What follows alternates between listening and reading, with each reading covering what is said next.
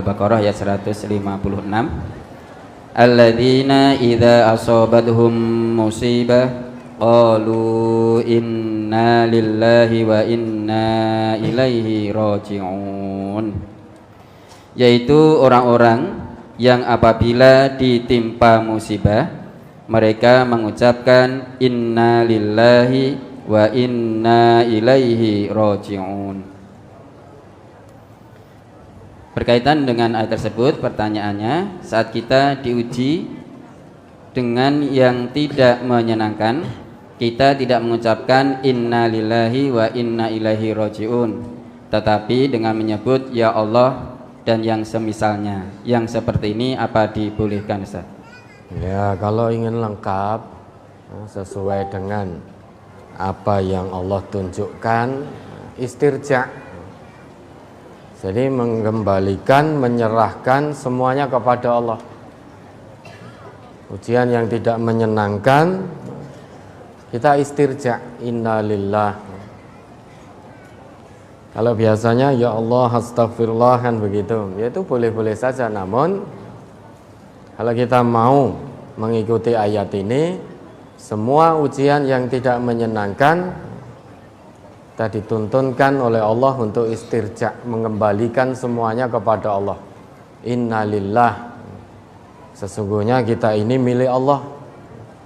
Wa inna ilaihi raji'un, dan hanya kepada Allah kita kembali. Kita istirja, penyerahan sepenuhnya, totalitas, serahkan semuanya kepada Allah.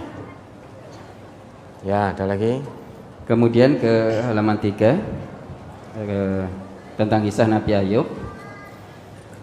Tersebutlah sebuah kisah Nabi, yaitu Nabi Ayub alaihissalam.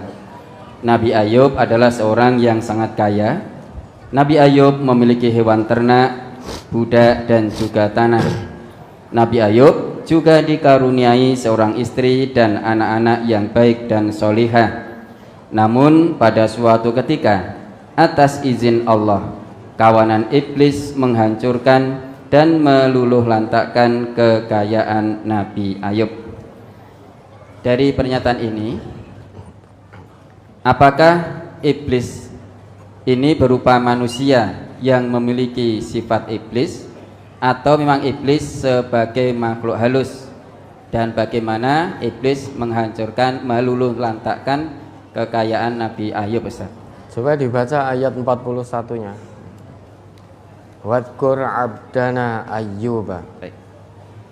Wadkur abdana Ayyub idnada rabbahu anni massaniya syaitanu binusbi wa adab.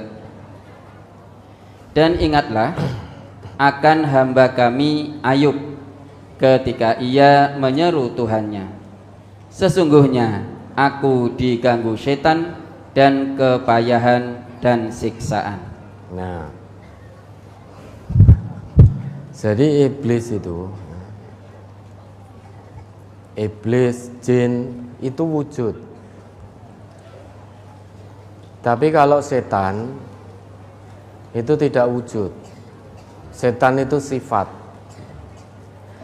Maka setan itu bisa wujudnya dari jin, dari iblis, atau juga wujud manusia juga bisa setan itu. Jadi setan berwujud manusia, atau juga bisa wujud benda juga setan itu. Segala sesuatu yang menggelincirkan manusia dari jalan Allah itu punya sifat setan. Kalau tidak hati-hati, HP itu juga setan, setan gepeng namanya itu. Di situ dalam ayat itu Nabi Ayub menisbatkan semua kepayahan, semua bencana yang beliau terima, yang menimpa Nabi Ayub, dinisbatkan kepada setan, ulah setan. Ini sebagai bentuk takzim kepada Allah. Karena tidak mungkin Meskipun hakikatnya semua hal itu tidak terlepas dari kehendak Allah. Namun sebagai wujud ta'zim, wujud etika, unggah-ungguh akhlak mahmudah kepada Allah, maka Nabi Ayub menisbatkannya kepada setan.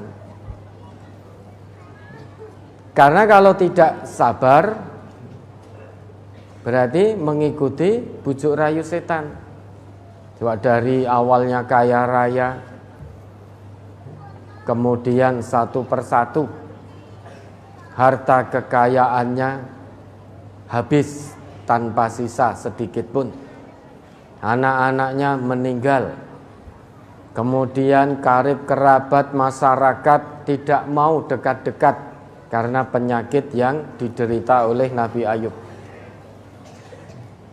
Bahkan istrinya pun akhirnya juga meninggalkan Nabi Ayub karena penyakit yang semakin parah.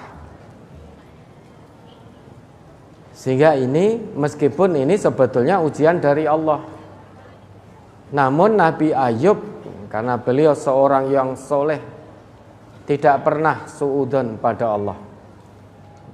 Tubuhnya sakit, hatinya tetap sehat, lisannya tetap digunakan untuk berzikir pada Allah. Sehingga dia nisbatkan semua hal itu kepada setan. Ini hanya sebagai wujud tata krama, tidak menisbatkan semua keburukan kepada Allah, namun dinisbatkan kepada setan. Lah bagaimana cara iblis menghancurkannya? Kita tidak tahu caranya bagaimana. Yang jelas Nabi Ayub diuji oleh Allah dari awalnya serba ada, serba sehat, tiba-tiba menjadi habis semuanya tanpa sisa. Anak-anaknya juga demikian, keluarganya meninggalkan Nabi Ayub, istrinya di akhir pun juga turut meninggalkan Nabi Ayub. Tinggallah seorang Nabi Ayub sendirian, dalam keadaan tidak punya apa-apa, dalam keadaan sakit, seluruh tubuhnya digerogoti penyakit. Hanya hati dan lisan beliau saja yang tetap sehat, tidak ikut-ikutan sakit. Kalau hati dan lisan ikut-ikutan sakit, maka akan menisbatkan keburukan itu seolah-olah yang menimpakan semuanya dari Allah. Nah, sebagai wujud akhlak, Nabi Ayub nisbatkan kepada setan bahwa ini semuanya ulah setan, bukan dari Allah, tapi ulah setan. Karena setan mengganggu betul. Dengan kondisi seperti itu, seorang hamba bisa jadi kufur kepada Allah. Apalagi ini sudah, misalkan kita ya, sudah sholat, sudah puasa, sudah zakat, tiba-tiba diuji oleh Allah habis-habisan seperti itu. Kemudian tubuh sakit, ditinggalkan keluarga, tinggalkan oleh masyarakatnya. Kalau hati ikut sakit, lisan ikut sakit, kita akan menggerutu, akan menyalahkan Allah. Tapi tidak dengan Nabi Ayub. Dengan tingkat kesabaran yang tanpa batas, beliau tetap berhusnudzon kepada Allah dan menisbatkan semua ini karena ulah dari setan. Ya, mudah-mudahan bisa dipahami. Ada lagi?